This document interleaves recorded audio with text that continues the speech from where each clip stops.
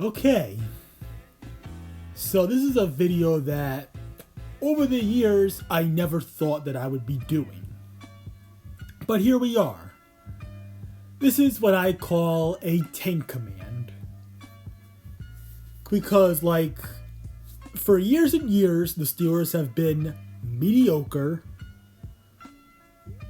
I think that they just too stubborn to actually make change, and they seem just too content with mediocrity.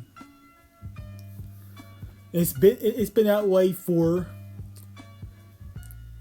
since January 2018. I mean, every year it's either 8 wins, 9 wins, 10 wins. Either way, it all results in no playoff win. Either no playoffs or getting smacked in the first round. That's where it's been. But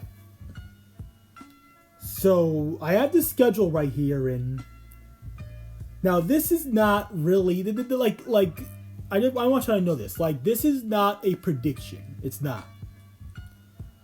But this is, however, what I want.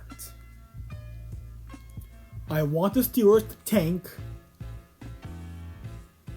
But there's maybe a few games where I wouldn't mind the tank to stop and fire on my order. So let's see. So let's start out with week 1 at Atlanta.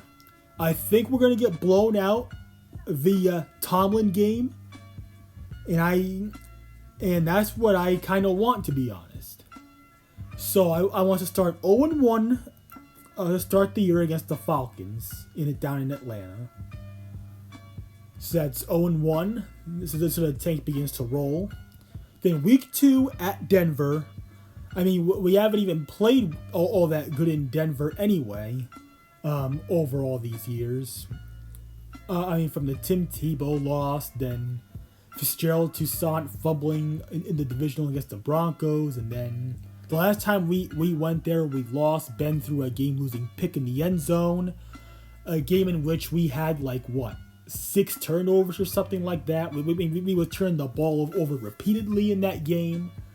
But yeah, all in all, we just don't have good luck whenever we play the Broncos in Denver at all. So 0-2, so the tank roll continues. Week 3, our home opener against the Chargers. Another loss. I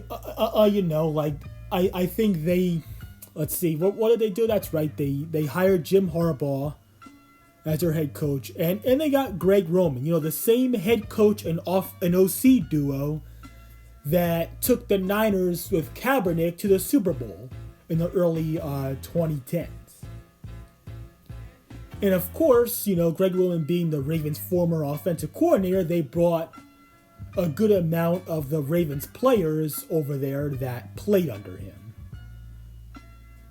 So I think I want us to lose that game too. So start 0-3. So the tank continues to roll yet again. Week 4 at Indianapolis. Right off the bat, I have that being a blowout loss. We got blown the fuck out there last year, and I don't see why we can't get blown the fuck out again, right? So yeah, 0-4 to start the year. But then the tank finally stops. We play the Dallas Cowboys at home on a Sunday night.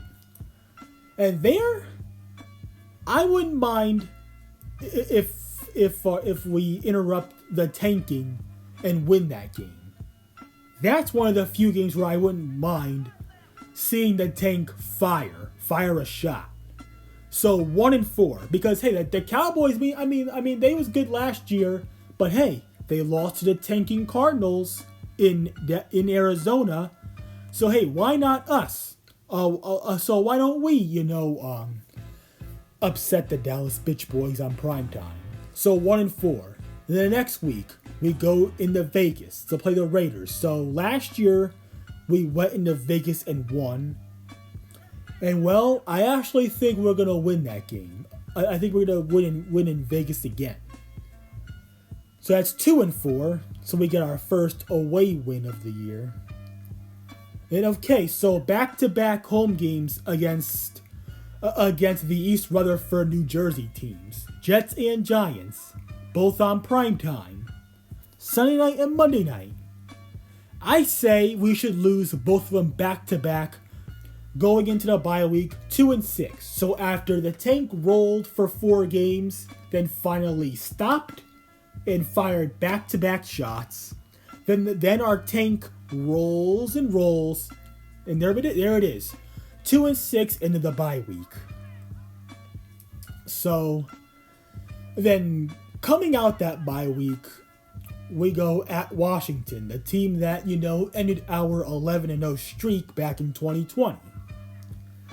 And while I don't think that they'll be a good team by any means, I mean they are building over there. They are.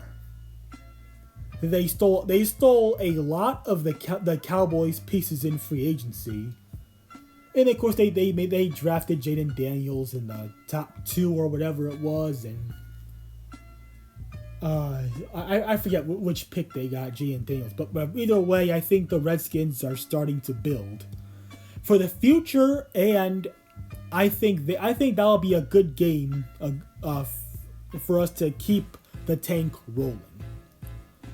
And then the next week we home at rival Nevermore. I know we've had the Ravens number over the years. I mean it's like ever since 2020 we have swept them 3 times in the last 4 years. And ever since they beat us with their backups in Baltimore, even though we had backups ourselves, they ain't beaten us in Baltimore ever since. But this game is in Pittsburgh, and I say the Ravens get us. I mean, we can only beat them so many times until they finally turn the tide on us. So I say the tank continues 2-8, and then after that we play the Browns on a Thursday night in Cleveland.